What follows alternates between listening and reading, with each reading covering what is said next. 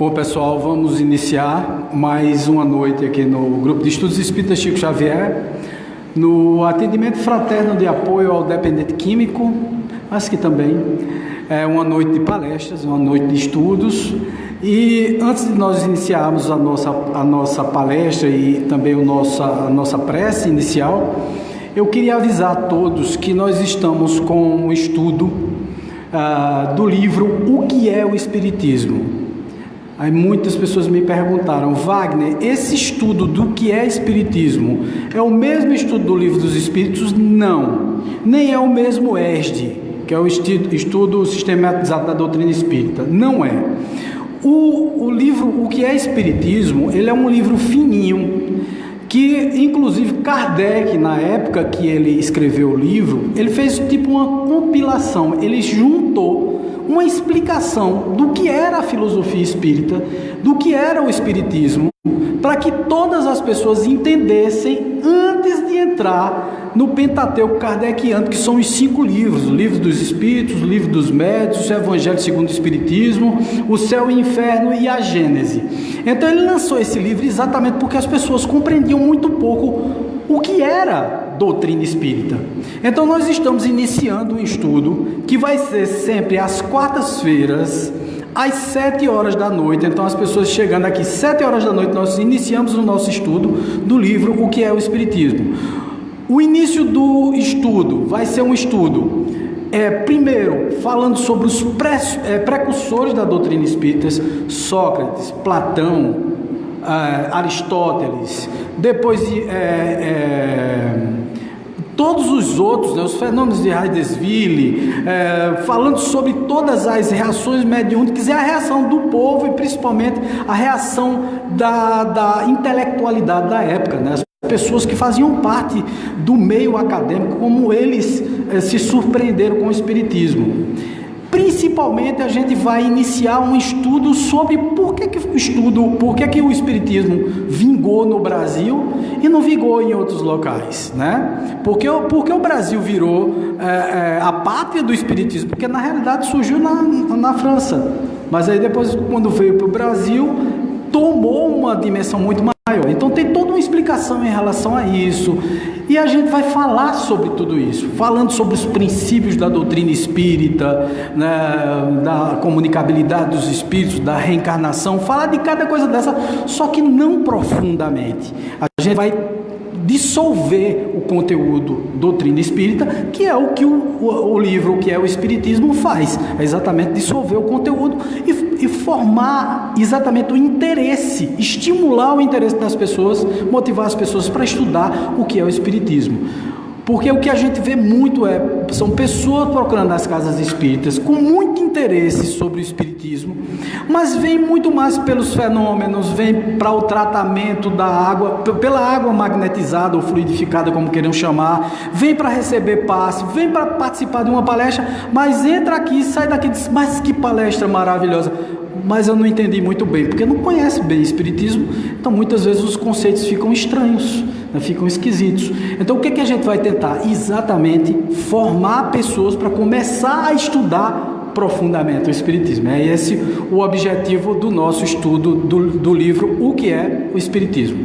Bom, mas sem mais delongas, vamos fazer a nossa prece inicial e depois chamar o nosso palestrante da noite. Vamos fechar os olhos e vibrar positivamente e pedir aos nossos mentores da casa, ao nosso Senhor Jesus, que a tua moral, que é a moral do Cristo, e toda essa beleza e essa revelação que é o Espiritismo, seja da melhor forma explicada por nosso palestrante da noite, que vai falar sobre um tema maravilhoso, sobre a oração. E tudo isso é fantástico, porque nós vamos receber informações diferenciadas, informações benéficas, para que nós consigamos colocar em prática no nosso dia a dia. Que assim seja, Senhor. Vamos lá, vamos chamar o nosso João Batista Sobrinho.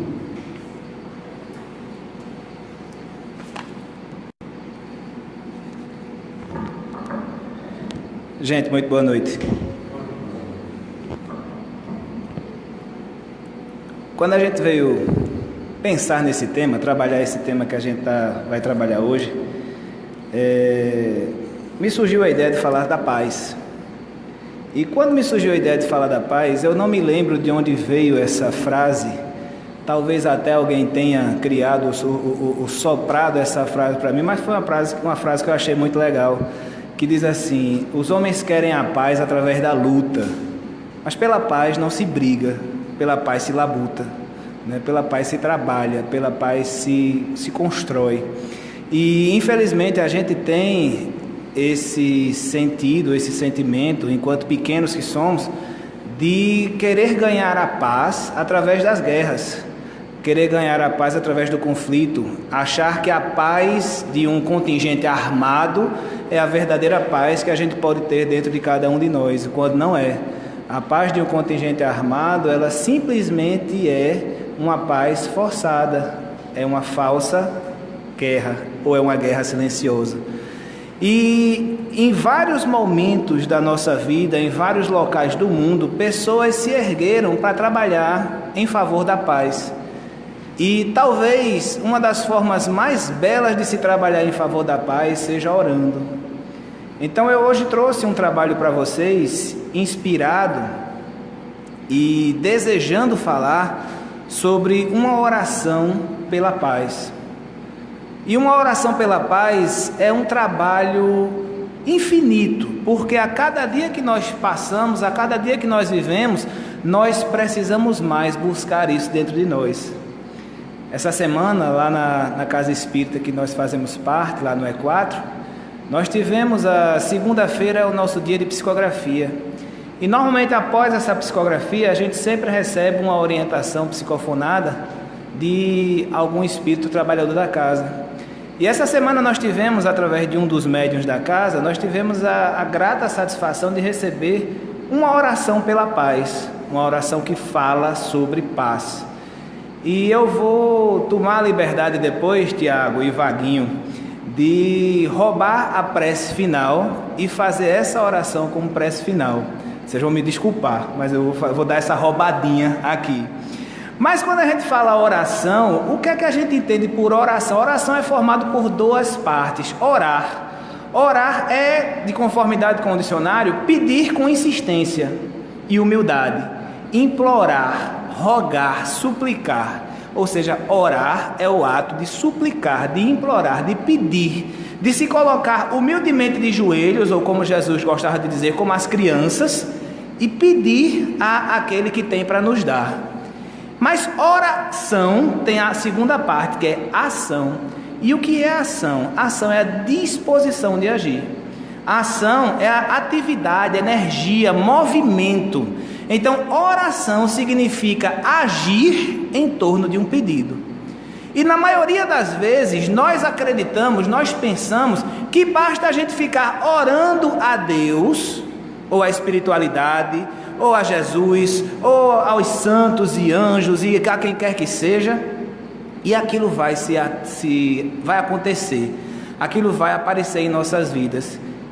E na maioria das vezes não aparece. Na maioria das vezes a gente ora, e aquela coisa não vem. Quer ver um exemplo bem simples e bem besta, que eu gosto muito de dar, porque é o exemplo que permeia nossas vidas. O camarada está desempregado, ou a pessoa está desempregada. Aí, todo dia de noite, vai fazer as preces dele e faz: Senhor, me arranja um emprego, Senhor, me arranja um emprego, Senhor, me arranja um emprego. Não saia de manhã não distribuindo currículo e correndo atrás para ver se o emprego chega. Não chega. O jovem quer passar no vestibular ou quer passar no concurso, aí ora todo dia: Senhor, faz com que eu passe naquele concurso, faz com que eu passe no vestibular. Não estude não, meu velho, para ver se você passa. Porque a oração, ela depende de duas coisas: é o ato de pedir, sim, mas é o ato de agir em benefício daquilo que a gente quer. Jesus já dizia: bate que a porta se abre, pede que você recebe, busca que você acha. Ou seja, é necessário que nós façamos a nossa parte para que a nossa oração seja atendida em qualquer aspecto de nossas vidas. Quando nós falamos sobre paz, a gente tem a ideia de que a paz sempre é belicosa.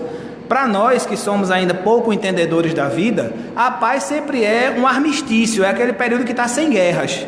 Mas não, se a gente for olhar a definição do dicionário da paz, paz é uma relação entre pessoas que não estão em conflito, acordo, concórdia, harmonia. Ou seja, paz é você não estar em conflito. Paz é você estar em concordância e em acordo com aquilo que você é, com aquilo que você vive e com as pessoas que estão ao seu redor. Isso é você estar em paz. E o oposto de paz é conflito. E o que é conflito? Conflito é uma profunda falta de entendimento entre duas ou mais partes. Choque, enfrentamento. Então, sempre que existe discordância entre duas ou mais partes, ali existe um conflito. Existem conflitos armados, existem conflitos que vão às beiras da violência, existem conflitos que geram guerras, e existem conflitos que não tem nada a ver com isso que a gente imagina. Porque na maioria das vezes a gente sempre imagina que o conflito é externo. A gente sempre imagina que o conflito está fora de mim. É um conflito de duas torcidas de futebol, por exemplo. É um conflito de dois grupos de pessoas que não têm amizade. É um conflito de partidos, está muito em moda hoje, né, nessa época da eleição, os partidários estarem conflitando uns com os outros. É um conflito de religiões, porque existem religiões que se conflitam entre si, ou pelo menos pessoas religiosas que se conflitam entre si, porque as religiões não são ruins. Ruins, desorientados e desequilibrados somos nós que fazemos parte dessas religiões, né?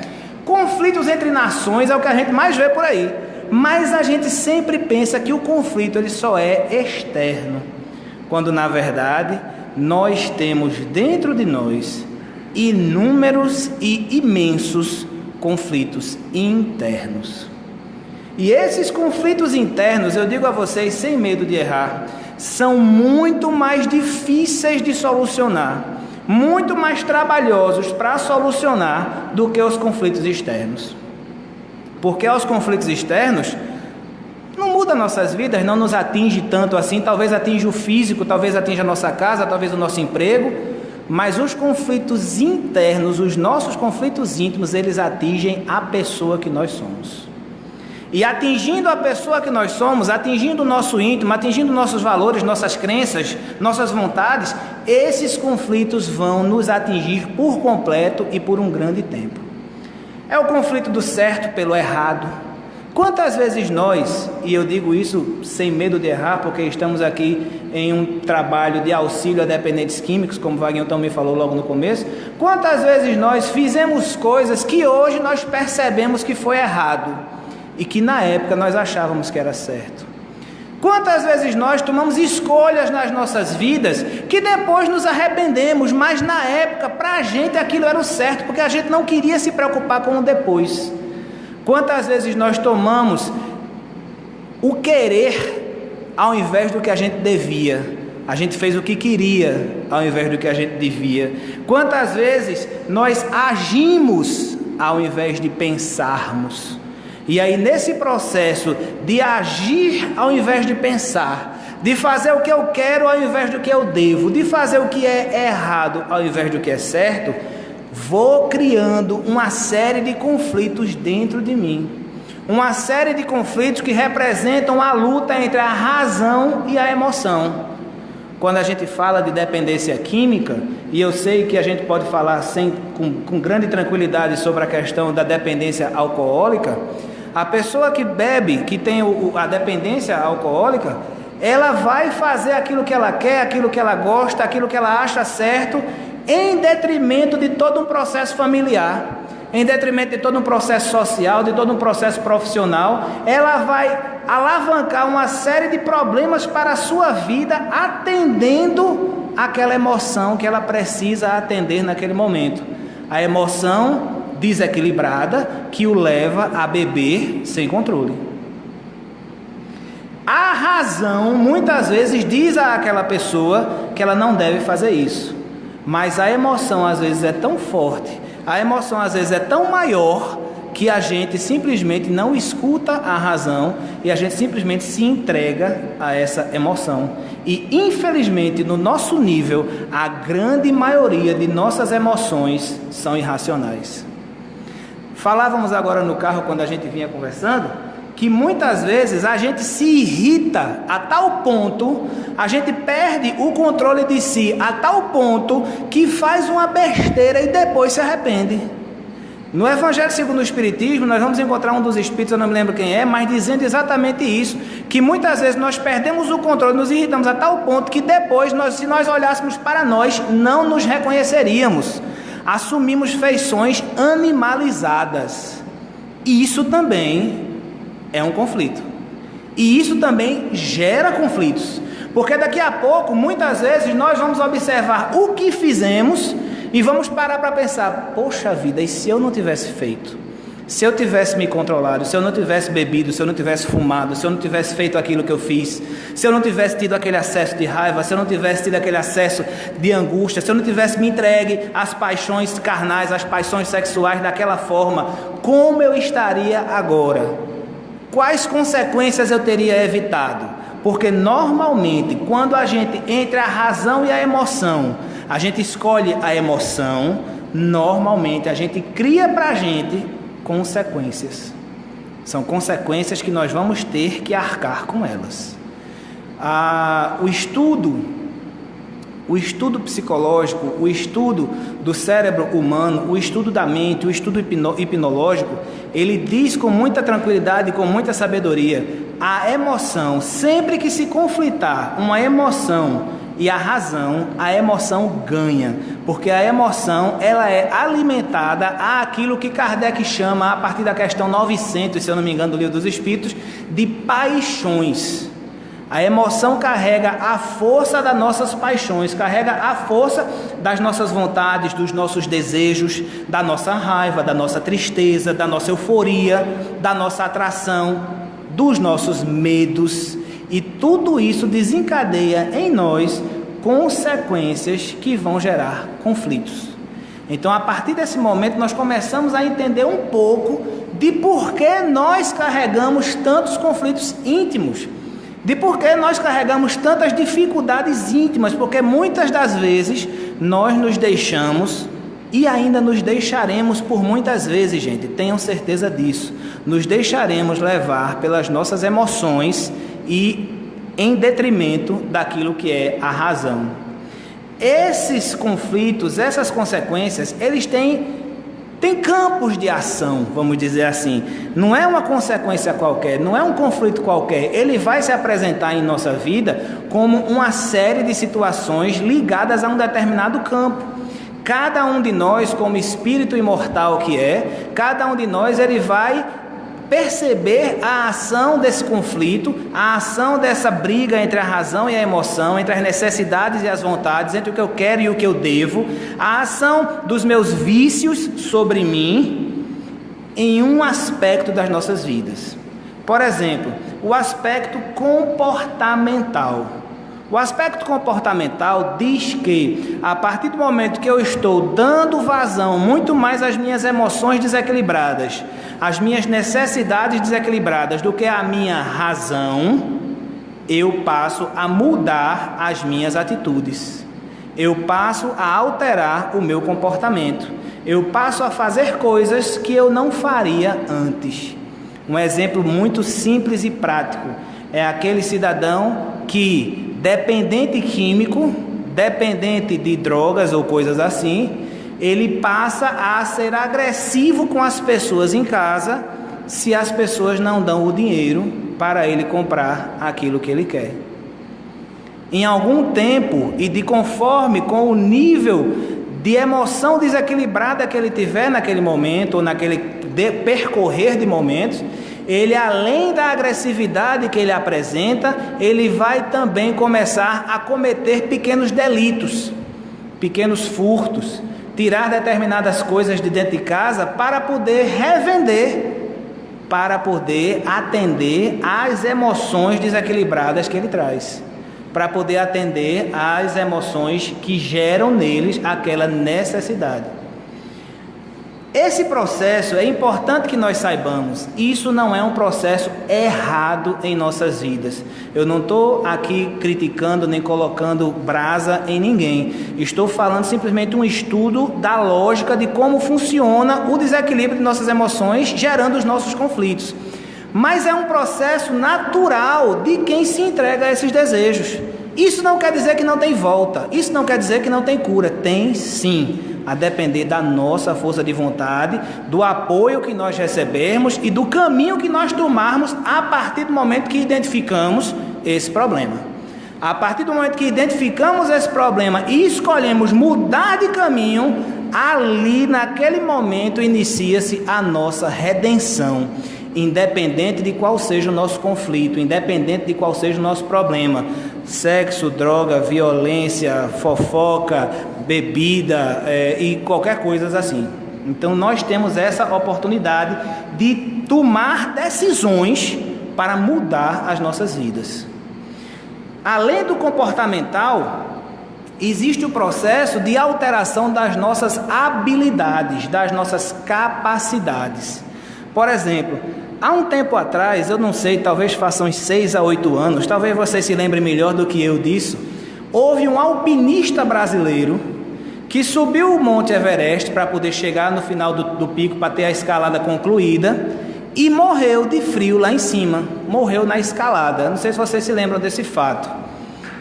Aquele camarada era um atleta, era saudável, ele era uma pessoa provavelmente equilibrada na vida, financeiramente, porque para fazer uma viagem dessa não é uma viagem barata, uma excursão dessa não é uma excursão barata, mas ele tinha um vício, ou um desequilíbrio, ou um desejo tão desequilibrado que poucas pessoas pararam para entender. Ele tinha o vício de completar aquilo ali. Ele tinha dentro dele a compulsão por fazer aquilo ali, porque por mais que o guia e os colegas dissessem, amigão, não dá agora, vamos depois, daqui a 2 dias passa essa tempestade, daqui a 2 dias normaliza esse processo, mas ele tinha aquela necessidade desequilibrada dentro dele de completar aquilo ali para provar que era o melhor, para provar que podia, para atender uma necessidade que ele criou para ele. Porque, na verdade, nenhum de nós nasce com necessidade de ir para o Monte Everest. A gente cria essa necessidade dentro da gente. Assim como também nenhum de nós nasce com necessidade de beber. Nenhum de nós nasce com necessidade de correr 160, 120, 140 quilômetros no carro. A gente cria esses comportamentos, a gente cria essas necessidades e tudo isso nos traz consequências. Então, quando a gente tem esse tipo de consequência, quando a gente tem esse tipo vamos dizer assim, de alteração das nossas habilidades, a gente não mede cautela com risco. Eu falei agora há pouco o caso de correr muito. Quando a gente faz autoescola, a gente aprende que o limite das vias brasileiras é 100 km por hora. Eu, inclusive, não entendo por que é que as fábricas de automóveis brasileiras, pelo menos, elas não trazem um limitador nos seus veículos para não passar de 100 km, porque se o limite é 100 km, para que eu vou querer um carro que vai a 300? Aí, quando a gente tem um carro que vai a 300, a gente se sente o Ayrton Senna, a gente se sente aquele cara que nasceu para pilotar e afunda o pé. Aí eu vejo, eu estou passando, eu estou andando a meus 100zinho na BR, e tem um cara que faz zoom, parece que eu estou parado, ele anda, corre que parece que eu estou parado. Aquilo ali gera naquele camarada, da primeira vez que ele fizer, gera um certo medo, mas gera uma certa adrenalina. E aquela adrenalina faz ele se sentir muito bem, porque os neurotransmissores começam a fazer ele se sentir bem com aquilo ali. Aí o que é que acontece? Ele gostou da sensação da adrenalina, aí ele quer de novo, aí ele corre de novo e corre mais. E cada vez que ele corre, mais adrenalina vai se formando dentro dele, ele vai se sentindo melhor e ele começa a se viciar naquele processo de correr muito. É assim que nascem as nossas dependências, é assim que nascem as nossas compulsões, é assim que nascem os nossos desequilíbrios. E nesse processo do camarada ficar viciado, um dia ele encontra um buraco no meio da pista, o pneu estoura, ele roda e desencarna. Simples assim, é consequência. Então a gente precisa entender que nossas atitudes, nossas escolhas, os conflitos internos que nós temos, as nossas emoções em desequilíbrio, nos trazem consequências comportamentais, de habilidade, de crenças e valores. Crenças e valores é um negócio muito interessante. Vocês acreditam, vocês acham que na simplicidade da vida, alguém nasce, por exemplo, para roubar? Eu também não acredito. Eu não acho que alguém nasça para matar, por exemplo. Eu não acho que alguém nasça para enganar os outros. Eu acho que, claro, existem tendências do espírito, mas ele nasce para ter uma nova oportunidade. Ninguém diz assim, ó, Tiago, tu vai para lá e vai enganar os caras. Não, Tiago, tu vai para lá para melhorar, cara. Agora, se tu enganar, aí a consequência vai existir. Mas o que é que acontece? A gente chega na nossa encarnação e vai sendo criado com valores que papai e mamãe, vovô, vovó passaram para a gente. Uma vez eu escutei um negócio muito legal. O cara perguntou para o outro cidadão: em que ponto da sua vida, onde é que nasceu a educação do seu filho? Aí o cara disse, nasceu comigo, né, que eu dei a educação que eu recebi. Aí o cara disse, não, se você parar para observar, nasceu com a educação do seu tetravô, trisavô, que veio passando para todo mundo aqueles valores. E nesse processo, a gente recebe valores bons. Nenhum pai vai chegar para o filho e vai dizer assim, meu filho, eu quero que você seja ladrão quando crescer, eu quero que você vá ser viciado em droga quando crescer, eu quero que você vá ser alcoólatra quando crescer. Nenhum pai chega para o filho para dizer isso. Ou pelo menos não desvia, né? Mas o que é que acontece? A gente vai experimentando as coisas da vida, e nesse processo de experimentar as coisas da vida, os nossos neurotransmissores vão funcionando, a gente vai gostando mais de alguma coisa, e pode acontecer, por exemplo, de meu pai não ter condição de me dar um tênis que eu quero. E aí o que é que eu faço? Eu quero aquele tênis, eu tenho que ter aquele tênis. Então, ou eu vou trabalhar para conseguir, ou eu vou pegar o tênis de alguém, ou eu vou pegar alguma coisa de alguém para poder comprar meu tênis, para poder vender, para poder comprar meu tênis. Como trabalhar normalmente é a coisa mais difícil que a gente tem para fazer, as pessoas que não têm um valor, uma moral, uma questão de consciência fixa mais alta, faz o caminho mais fácil, e aí a gente começa a ter consequências dessas escolhas também, porque tudo isso são emoções, necessidades que nós criamos, que são geradas de emoções desequilibradas e que passam a nos atingir muito fortemente nas nossas vidas. Ninguém nasce para quebrar todos os valores morais da sociedade, mas muitas vezes os meus desejos, os meus desequilíbrios, os meus sentimentos em desarmonia vão me gerar conflitos que me fazem quebrar os valores morais da sociedade, e aí eu vou errar. Esse é o processo que gera esse tipo de quebra de valores, e muitas vezes esses conflitos também se apresentam nas nossas identidades. Em que sentido nas nossas identidades? Quando nós não gostamos da pessoa que somos, ou quando nós não gostamos da família em que nascemos, da cidade aonde vivemos, da religião em que nós somos criados, e aí nós vamos começar a lutar contra aquilo que a gente vivencia. Eu tenho acompanhado um jovem, e ele tem um caso muito interessante. Ele não se aceita como é. Por que ele não se aceita como é? Porque ele criou um valor de corpo ideal, beleza ideal, jeito de ser ideal para ele, e muitas vezes que é o que a sociedade passa para a gente, e aquilo ali faz com que ele, vendo aquilo durante todos os processos, todos os anos da vida dele, identificando que aquilo ali é o valor ideal, e ele não tem aqueles valores, faz com que ele não se aceite. Claro que não é só esse fato que gera isso, existem outros processos por trás, e esse foi o gatilho maior para despertar esse distúrbio psicológico nele. Mas aquilo ali é o gatilho que a sociedade nos dá. Por exemplo, a nossa juventude hoje, ela botou na cabeça que o corpo perfeito é aquele corpo sarado, malhado, magrinho, esguio e que de preferência sem pelo nenhum. A nossa juventude botou isso na cabeça. Eu digo a vocês uma coisa, meu corpinho com barriga, com tudo, é perfeito. Então eu acho que a gente tem que ter a consciência desses valores. Perfeito é o corpo que nós temos que funcione bem.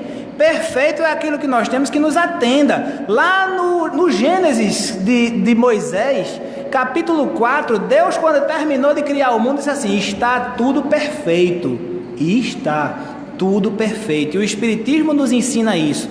Quando o Espiritismo nos ensina que não nasce nada, que não acontece nada que seja por acaso, que uma pessoa que nasce com defeito congênito é perfeito, que uma pessoa que nasce cega é perfeita, uma pessoa que nasce com problemas mentais é perfeita, porque é a necessidade daquela pessoa. Mas a sociedade não entende isso, e ela cria valores que a gente tem que ser barriga, tanquinho, sarada, trincado, os músculos desse tamanho e tal. É um Robocop. A gente tem que virar o Robocop para ser bonito hoje em dia. Eu prefiro ser feio. Mas esse é o processo, e aí a gente deixa de ser a gente. E aí esse jovem que eu tenho acompanhado não se aceita, porque os valores que foram passados para ele são outros. E aí a pessoa que é, por exemplo, feito eu, barrigudinho, se tiver algum mínimo complexo, o que eu não tenho, graças a Deus, eu sou inclusive, eu tenho uma autoestima muito grande, por sinal, né, Jaque? Então, se tiver um mínimo complexo, não se aceita, quer mudar. E aí a gente vê todos esses processos de procedimentos estéticos. É cirurgia, é negócio para enfiar aqui, para arrancar a gordura da barriga, que eu não sei, não, lipoaspiração. É todo um processo que vai mudar o físico da pessoa, quando a pessoa nasce perfeita para o que ela precisa. A gente precisa nascer. Eu precisei nascer com essa carequinha para me aceitar, porque se de repente eu tivesse uma cabeleira feita do nosso irmãozinho ali, eu era pior do que eu sou hoje. E olha que eu não sou essas coisas todas não, viu? Então, dentro desse processo, a gente precisa entender que os nossos conflitos, eles se apresentam nos nossos comportamentos, habilidades, crenças e valores e nas nossas identidades. E tudo isso faz com que muitas vezes, quando a gente se permite se desequilibrar, quando a gente escolhe o caminho da emoção desequilibrada, daquela emoção irracional, nos traz uma série de consequências. E aí o que é que acontece com essas consequências? Muitas dessas consequências, aliás, eu vou dizer uma coisa de verdade para vocês: todas essas consequências nós não gostamos. Nós não gostamos das consequências porque normalmente, devido às nossas escolhas infelizes no passado, as nossas consequências também são infelizes. As nossas consequências também nos trazem dor, sofrimento, arrependimento, culpa, raiva, depressão, tristeza, angústia, revolta. Nos traz um bocado dessas coisas. E o que é que a gente faz? A gente, com vergonha ou com medo, esconde. A gente esconde.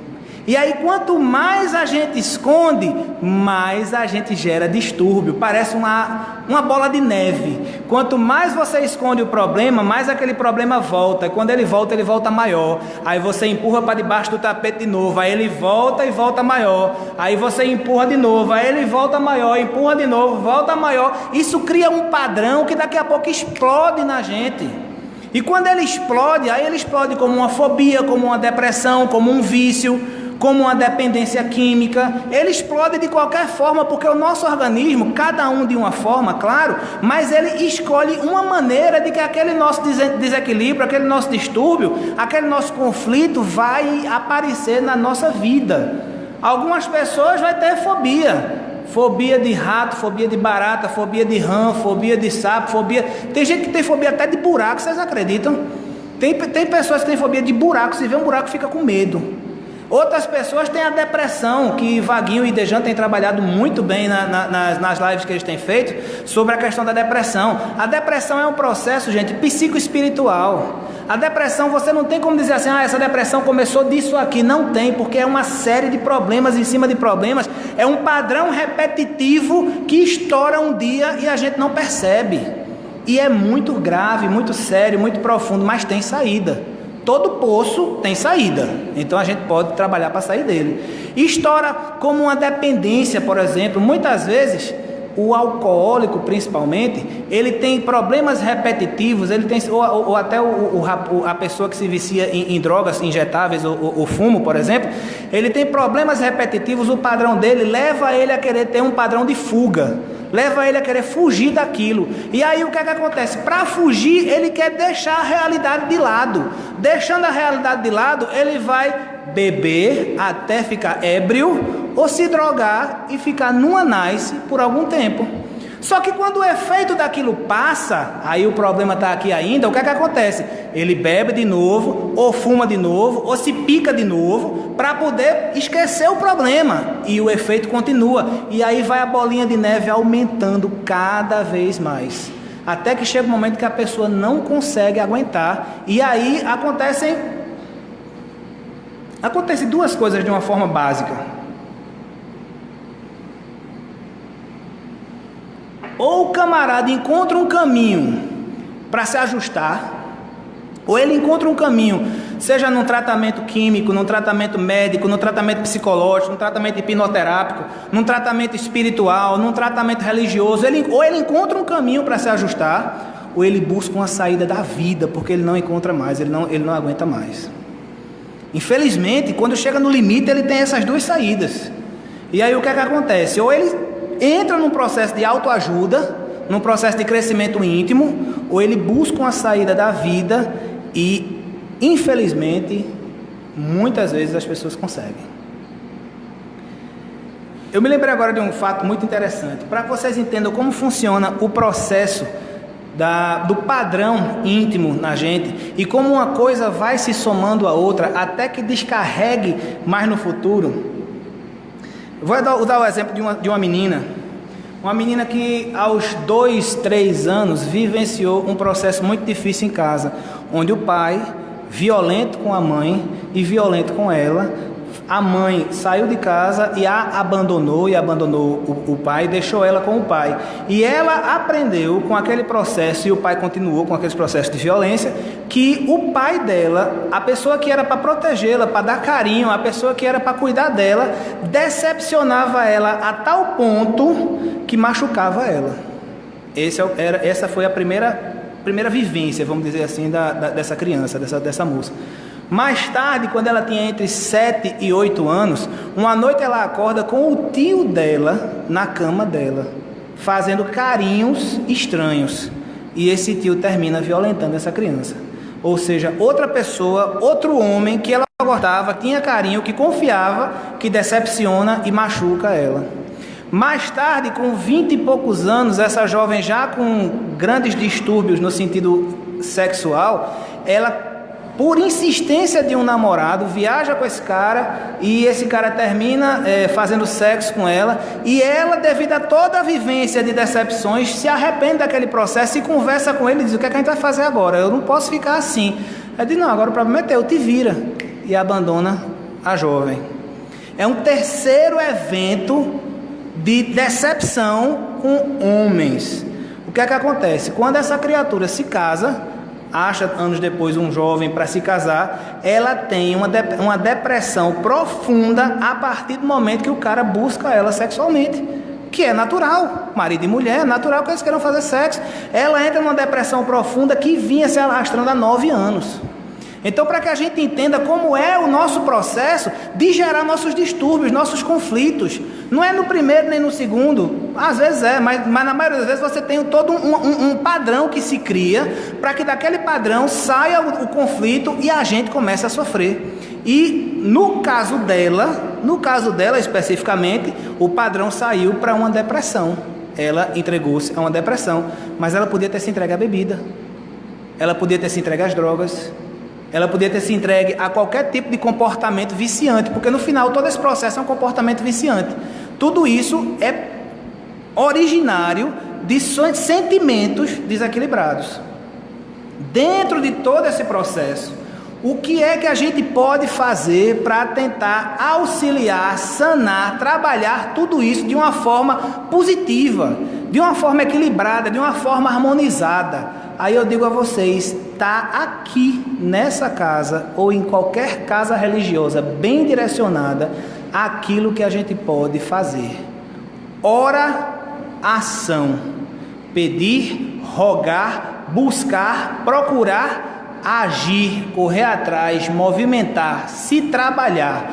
Nesse processo nós temos aqui, nos ensinamentos de Jesus, nos ensinamentos espíritas, nos trabalhos que a casa desenvolve, a fonte de equilíbrio pleno, a fonte de equilíbrio perfeito, para que a gente possa, primeiro, reconhecer que nós temos desequilíbrios, reconhecer que nós temos distúrbios, que nós temos conflitos, que nós temos problemas.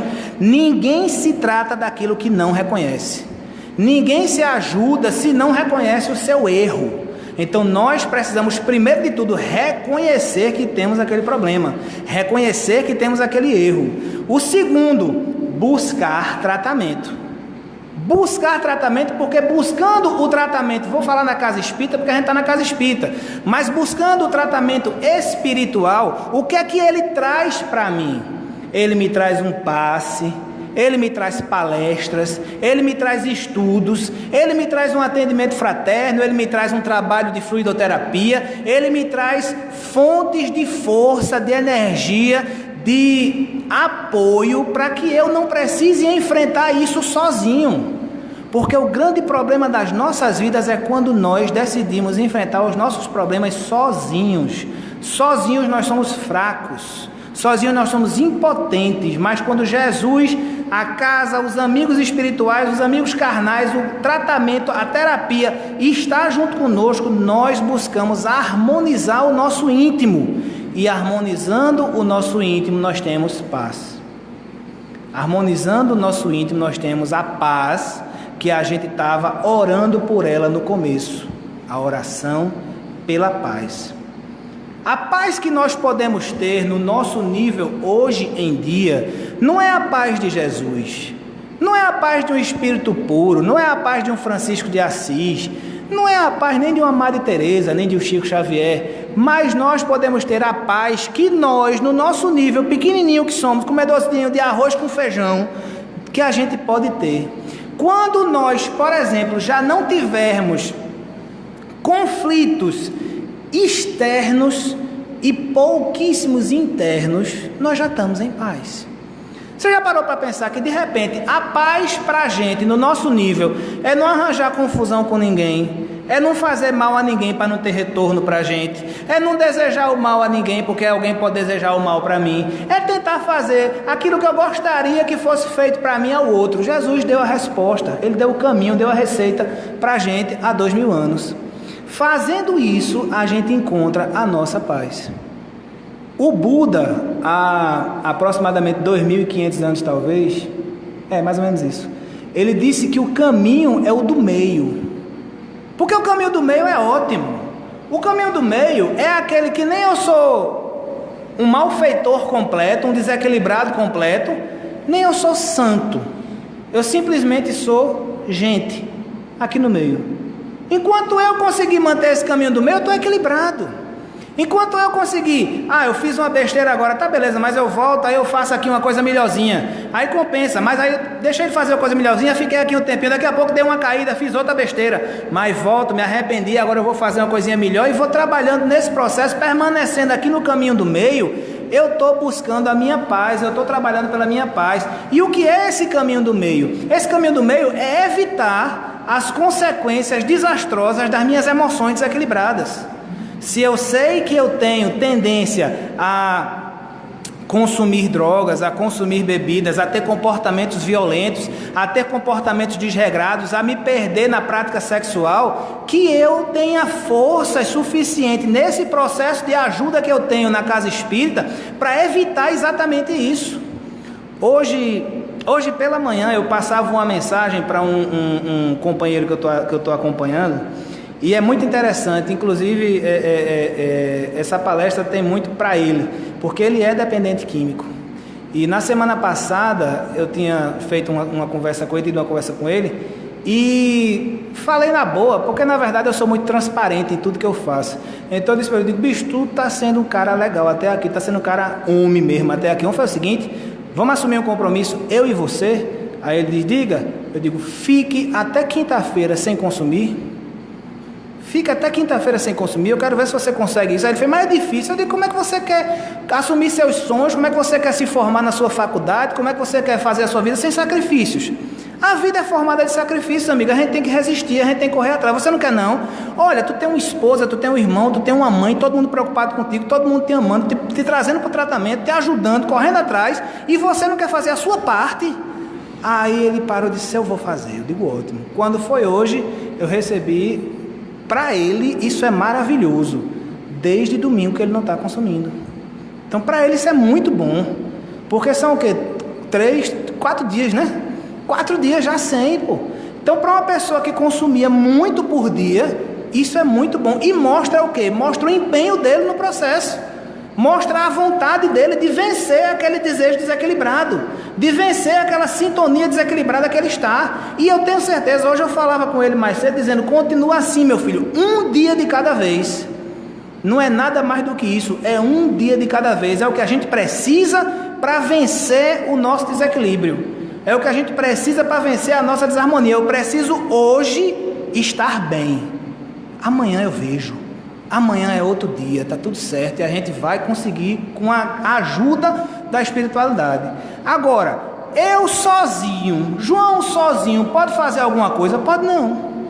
João sozinho não pode fazer quase nada. Mas quando a espiritualidade percebe que João está se esforçando, o que é que ela faz? Ela apoia, ela ampara, ela dá energia, ela aplica passe, ela muda o pensamento, ela faz chegar alguém para conversar comigo, ela faz alguém ligar para mim quando eu tiver com aquela vontade, ela muda a minha sintonia de qualquer forma e me ajuda a vencer. Além disso, quando eu estou realmente empenhado na minha transformação, eu venho para reuniões de estudo, eu venho para reuniões de palestra, eu participo dos trabalhos do centro, eu ocupo a minha mente, porque a mente ocupada é muito mais produtiva do que a mente desocupada. A mente ocupada ela não está ociosa, a mente ociosa ela busca prazeres, e esse tipo de sentimento descontrolado gera prazeres, então a gente evita isso, e a gente vai trabalhar naquilo que a gente pode se transformar para melhor. Então esse é o caminho, muitas vezes, para que a gente possa buscar o equilíbrio, para que a gente possa entender a situação, a gente precisa fazer uma autoavaliação, a gente precisa fazer uma autoanálise e fazer pequenas perguntas, ou se não quiser, pode pegar uma folha de caderno em casa. Eu passo muito isso para algumas pessoas que a gente acompanha. Pega uma folha de caderno em casa e coloca uma lista dos seus defeitos. Vai aparecer uns 10 ou 12 ou 15 ou 20, então lá, a lista dos defeitos. Normalmente eu mando fazer uma das qualidades também, mas vamos esquecer das qualidades, vamos falar só dos defeitos hoje. Hoje eu estou tão malzinho, né? Então falando só dos defeitos. E aí o que é que acontece? Nessa lista, observando cada um deles, você faz a primeira pergunta: por que é que eu faço isso, se isso me faz mal? E aí você se responde. Um exemplo, um dos meus defeitos: eu bebo. Por que é que eu bebo, se isso me faz mal? Resposta: eu bebo porque isso me ajuda a enfrentar os meus problemas. A minha resposta racionalmente seria essa. Aí eu posso perguntar: isso realmente me ajuda a enfrentar os meus problemas ou me traz outra situação? Aí se eu for parar de racionalizar e for responder com a verdade, eu digo: não, isso me ajuda a fugir dos meus problemas. E aí eu posso fazer uma terceira pergunta: fugir dos meus problemas é a melhor opção? Aí se eu for racionalizar, eu ainda digo assim: porque aí eu não tenho que enfrentá-los, aí eu entro no loop, né? Eu entro no ciclo vicioso. Mas se eu for parar para falar a verdade, eu digo: não, porque fugindo dos meus problemas eu nunca vou resolvê-los. E aí você pode fazer isso com cada um dos defeitos que a gente elencar, com cada um dos defeitos que a gente observar. E ainda tem uma última pergunta que a gente pode fazer, depois que a gente identificar. A Gestalt chama isso de encarar-se, né? De encarar a si próprio. O pessoal que trabalha com Gestalt faz muito isso, de encarar o defeito, de encarar o problema, perguntar e conversar com o problema face a face. Quando terminar esse processo, a gente pode simplesmente chegar e perguntar assim: e o que é que eu posso fazer para deixar de fazer isso? O que é que eu posso fazer para não fazer mais isso, para mudar essa situação? E aí a gente vai e se responde. Cada um de nós vai ter suas limitações, seus defeitos, seus vícios, suas fraquezas, suas compulsões, e cada um de nós vai ter as respostas que achar que deve dar. Muitas vezes a gente tem, eu digo muito isso para mim, tá? É uma questão minha, cada um tem a sua observação. Eu digo que eu conheço todos os meus defeitos. Uns eu já mudei, Outros eu luto para mudar e outros eu nem tento. Simplesmente isso. Agora, isso é ruim para mim? Não. Porque enquanto eu estiver lutando para mudar, eu estou também fazendo outra coisa em paralelo que para mim é muito bom. Ao invés de me preocupar com os meus defeitos, eu me preocupo com as minhas qualidades. E aí eu começo a fazer coisas que vão me dar mais qualidades. Eu começo a fazer coisas que vão me dar mais oportunidades boas, que vão ocupar meu tempo de uma forma produtiva, de uma forma boa, de uma forma coerente. Porque quanto mais eu ocupar meu tempo com coisas boas, menos tempo eu tenho por meus defeitos. E eu digo isso sempre lá no centro. Eu digo isso de uma forma tranquila, porque é o que eu vivo.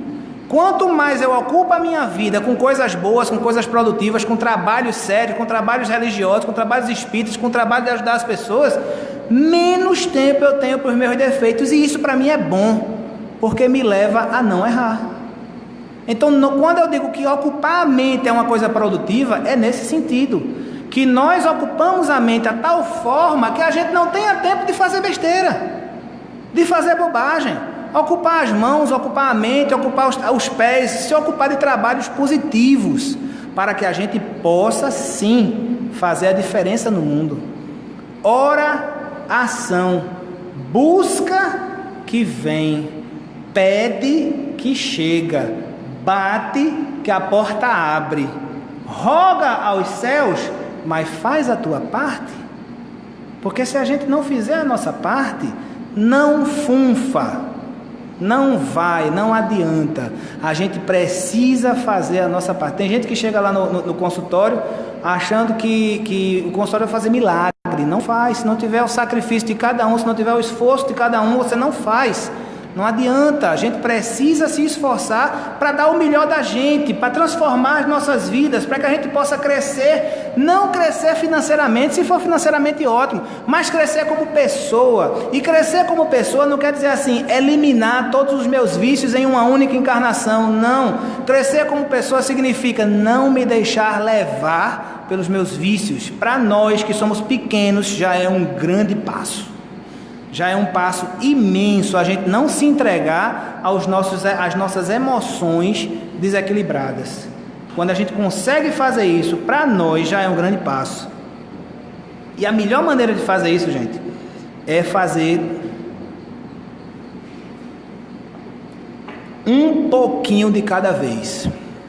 Como é um pouquinho de cada vez, João? É o seguinte: vamos dizer que o cara seja fumante compulsivo. E ele fume 30 cigarros num dia. Mas ele já contou, ele fuma 30 cigarros num dia. Esse cara não vai parar de fumar os 30 cigarros de uma vez. Não adianta, ele não vai parar de fumar os 30 cigarros de uma vez. Então o que é que ele pode fazer? Ele pode botar para ele mesmo objetivos possíveis. Porque um objetivo impossível é ele parar de fumar. É impossível. Mas ele pode botar um objetivo possível para ele.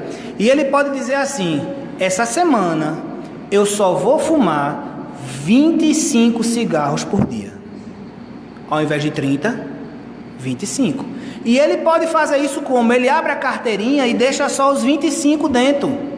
E ele vai fumando só aqueles que tem lá. E se um dia ele consegue fazer isso, é uma vitória para ele. No segundo dia, outra vitória. Quando ele termina uma semana fumando só 25, de pequenas vitórias ele conseguiu uma grande vitória. Ele já eliminou cerca de 15% do vício dele. Aí o que é que ele faz? Nessa próxima semana, eu só vou fumar 20 cigarros por dia.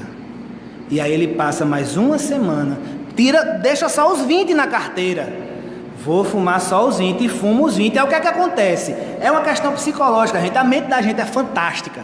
Aí o que é que acontece? Ele sabe que só tem 20 cigarros na carteira. Ao invés de fumar um de meia em meia hora, que ele fumava, ele vai passar a fumar um de hora em hora, que é para render mais. Para chegar no final do dia já com cigarro. E aí ele fuma, passa mais uma semana. São mais pequenas vitórias que no final são uma grande vitória para ele. E assim ele faz. Se ele tiver força de vontade suficiente, em 1 mês e meio, 2 meses, ele para de fumar. De pequenas vitórias, ele fez uma grande vitória na vida dele. Mas se ele não se esforça, se ele não trabalha a sua parte, a sua força de vontade, ele não consegue alterar a sua vida.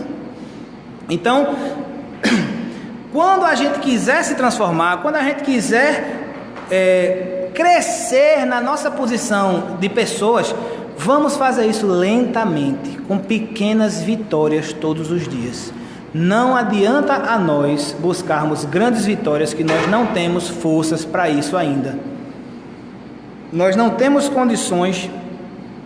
Quer ver um negócio bem legal? Eu acho que todo mundo aqui, não precisa responder não, mas eu vou só dizer e vocês vão concordar mentalmente ou não.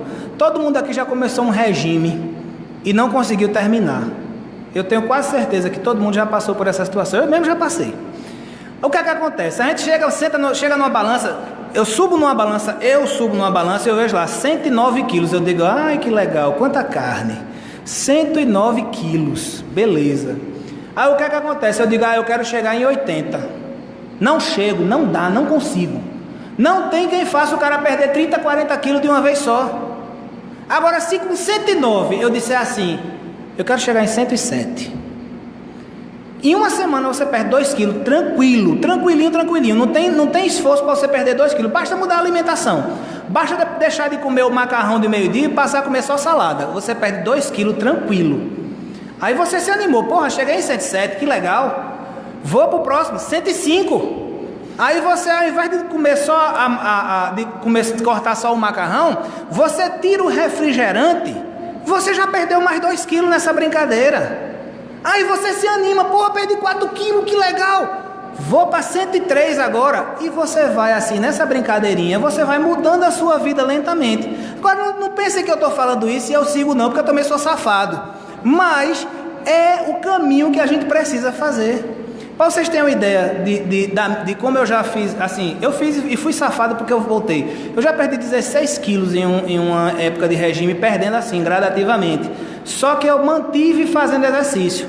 Há uns 3 anos atrás eu parei de fazer exercício, eu simplesmente parei de correr. E aí voltou tudo. Pronto. Porque quando você chega num patamar que você quer, é só manter. Não é difícil. Mas se você para o exercício e você continua comendo feito um lobo, aí não tem bom, né? Não tem mágica nesse processo. Não ria não, que é verdade, homem. Mas é isso aí, gente. A gente precisa vencer pequenos objetivos, chegar com pequenos objetivos. A transformação nossa em qualquer aspecto da nossa vida vem nesse processo. Vencer pequenos objetivos de uma vez. E para que a gente possa finalizar aqui, eu vou pedir licença, Vaguinho, para fazer a prece final. E a prece final, eu vou ler uma prece, na verdade, uma mensagem que foi dada no nosso grupo espírita na noite dessa segunda-feira, dia 15, e recebida psicofonicamente através de um dos nossos médiuns, e que fala sobre a paz. Então eu achei legal terminar essa conversa que eu falei tanto de conflito íntimo e de paz íntima, com essa mensagem que fala sobre a paz. E ela diz o seguinte: paz seja nessa casa, paz em vossos corações, hoje e sempre. Paz em vossos pensamentos, para que possam transmitir a todos aqueles que aqui aportarem, na carne ou fora dela, esse singelo, mas magnífico sentimento de paz. A paz que deve ser construída, a paz que deve ser conquistada, a paz que não pode ser obtida e nem pode ser ganhada. A paz que transforma o ser e o seu redor. A paz que faz a pessoa se transformar para melhor.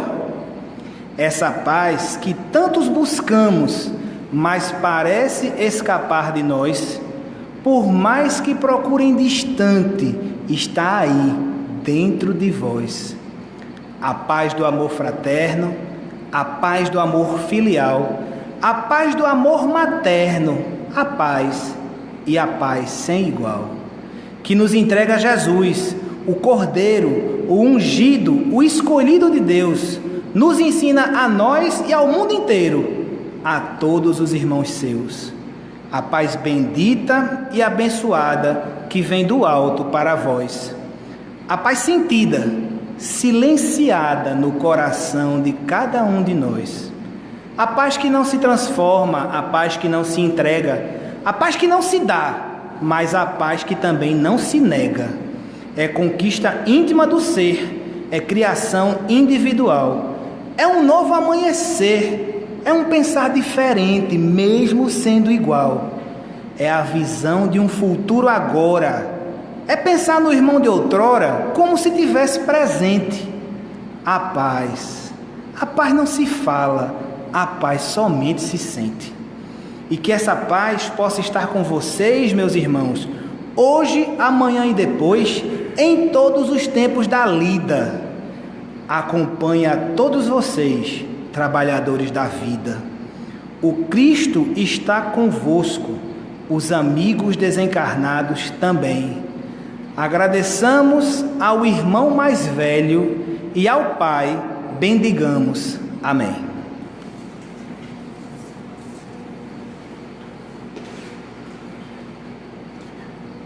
Bom, gente, com isso nós damos por encerrado uma prece como essa. Não precisa mais de prece nenhuma, né?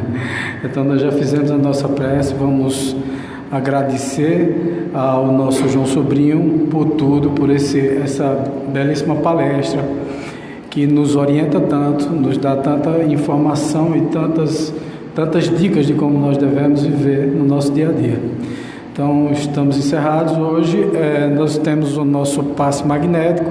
Então, se as pessoas que querem tomar o passe, é só fazer a filinha aqui e logo depois podem pegar a aguinha fluidificada e tomar, tá certo? O copinho, porque isso ajuda muito depois do passe, tá certo? É um trabalho terapêutico bem interessante que a gente consegue realmente absorver essa energia, esse fluido universal. Ok? Então, um abraço a todos, muito obrigado.